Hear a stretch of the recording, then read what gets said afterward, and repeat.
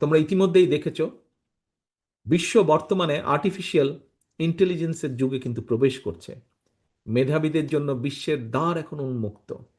জ্ঞান, বুদ্ধি, মেধা এবং যোগ্যতার প্রত্যেকটা ক্ষেত্রে প্রতিযোগিতা সর্বত্র।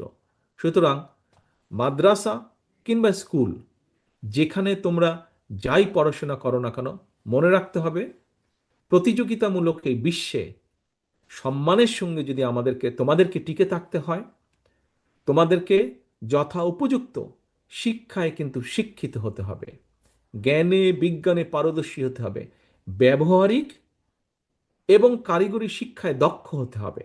এবং নিশ্চয়ই আমার এই যে প্রশ্ন উত্তর, এখানে নিশ্চয়ই তোমরা বুঝতে পেরেছো যে আমরা সেভাবেই চেষ্টা করছি আমাদের দলের পক্ষ থেকে আগামী দিনের পুরো শিক্ষা ব্যবস্থাটাকে সেভাবে গড়ে তুলতে, সাজিয়ে তুলতে। আধুনিক জ্ঞান, বিজ্ঞান আর উদ্ভাবনী প্রযুক্তির এই সময়ে নিজেকে অন্যের চেয়ে দক্ষ করে তোলার যে একগ্রতা, একনিষ্ঠতা, এর কোনো কিন্তু বিকল্প নেই। সেজন্যই মনে রাখতে হবে, মেধা সহজতে হলেও কিন্তু মেধার বিকাশের জন্য প্রয়োজন সঠিক পরিচর্যা এবং প্রচণ্ড পরিশ্রম আর ইচ্ছা শক্তি। প্রিয় ছোট বন্ধুরা, একটি রাষ্ট্রের উন্নয়ন, সুরক্ষা এবং নিরাপত্তার জন্য প্রয়োজন উপযুক্ত শিক্ষা, শিক্ষা ব্যবস্থা।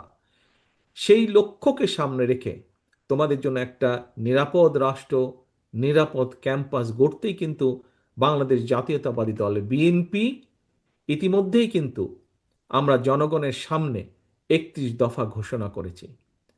এর অংশ হিসাবেই কিন্তু দেশের প্রচলিত শিক্ষা কারিকুলামকে সময়ের সাথে তাল মিলিয়ে শিক্ষাবিদদের সমন্বয় একটা বিশেষজ্ঞ টিম আমরা তৈরি করেছি, যারা ইতিমধ্যে অনেক কাজ এগিয়ে নিয়ে গেছেন। আমি তো প্রশ্ন উত্তর মধ্যে এই কথাটা তুলে ধরেছি।